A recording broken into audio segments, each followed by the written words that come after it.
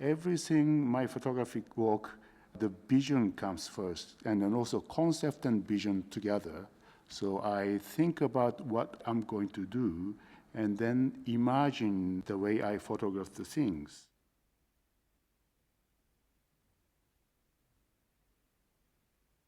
I have many different series, but they are all interrelated conceptually.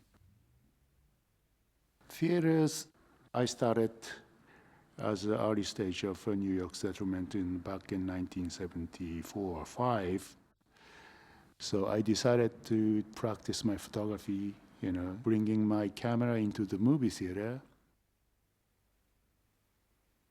I open my shutter when the movie begins, when the title shows up. And then I just leave my camera open for 2-3 hours, whatever the movie length is. When the ending credit shows up, then I just close my shutter. So I photograph entire movie images. And then I process the film.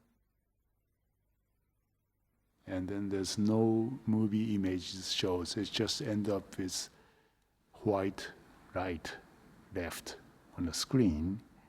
And then interiors of the theater shows reflecting this white light coming out from this screen, so that the people were in the theater, but they all disappeared, receiving this radiant white light from the screen.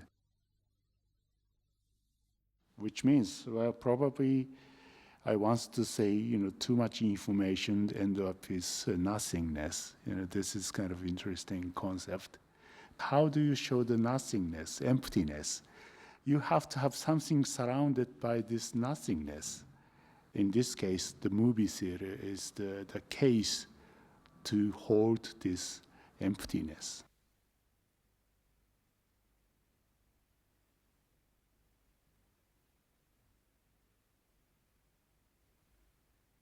This is deep in my mind that I encounter always seascapes visions.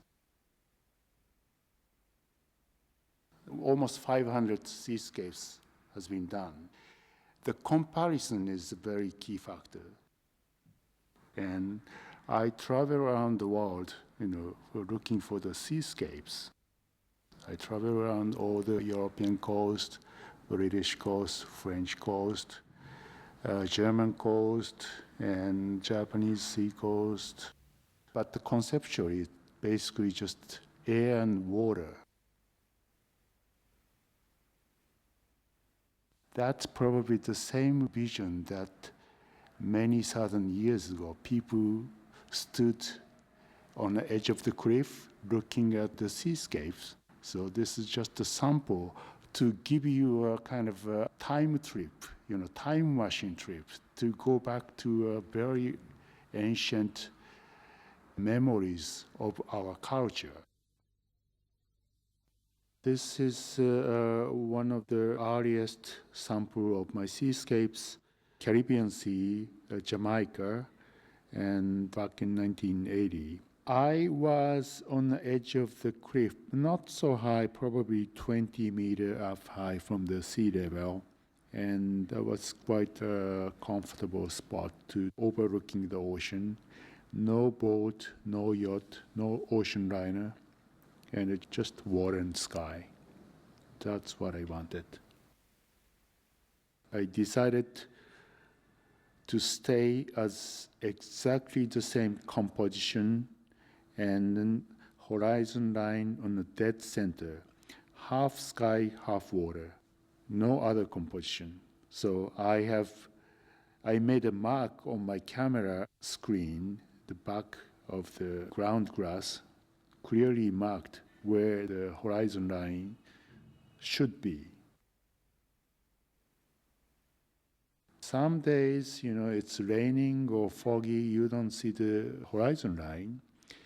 Then in that case, I wait till the horizon line get visible and then make the horizon line registered onto my camera, and as far as you are spending a time with my seascapes, you are free from the time. You forget yourself. It's kind of meditation. And once you start getting into the detail of the water, you just drawn into the water. So it's just one way to be freed from the time is to get drawn into the time. In my work, there's no human appears because I am trying to deal with the free human state of landscape.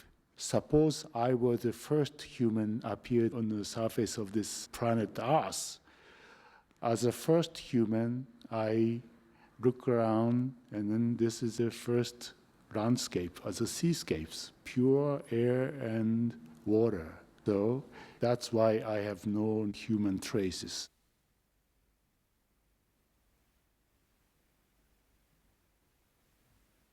During the early 90s, I visited Madame Tussauds in London, and then I did a series of wax portrait figures. I'm not interested in living people, I'm only interested in waxed people, because they don't move, so it's very good for my photographic subject. Nobody can sit still to me. This is like a 20 minutes exposure for each shot, for the portrait picture.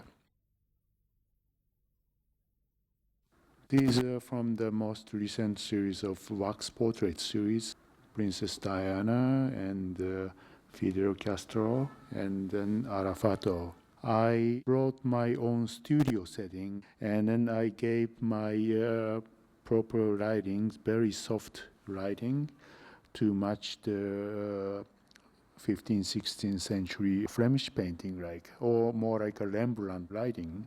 And then I photographed them. And then this is how it works. It's very brilliant and very lively looking. You never know this is wax figures.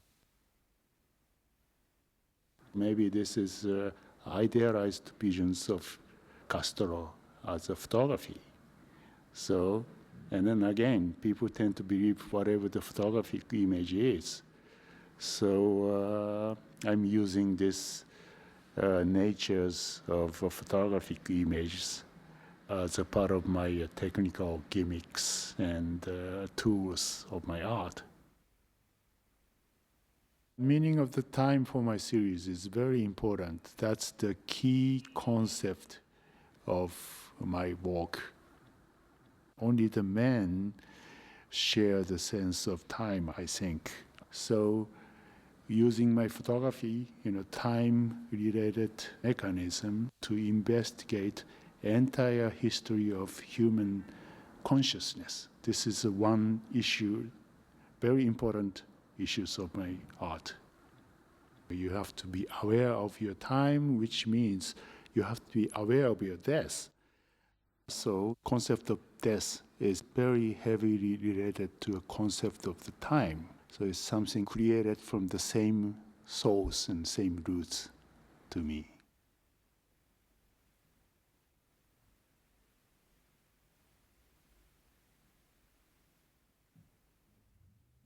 In my series of architecture, every photography is intentionally out of focus.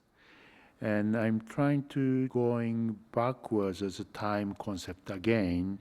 I'm trying to capture the image of architect, image of the building before they build the building. So it's more like an ideal stage of visions which architect came up with. So trying to make it out of focus, it doesn't serve as information source of the architecture, but it gives some kind of idealized stage of the visions of the building.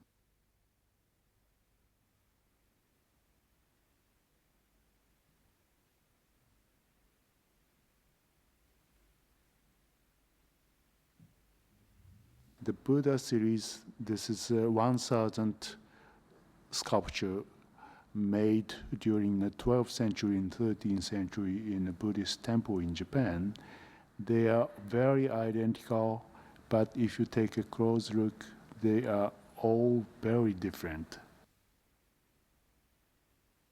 So I decided to photograph all thousands of them with kind of panoramic views.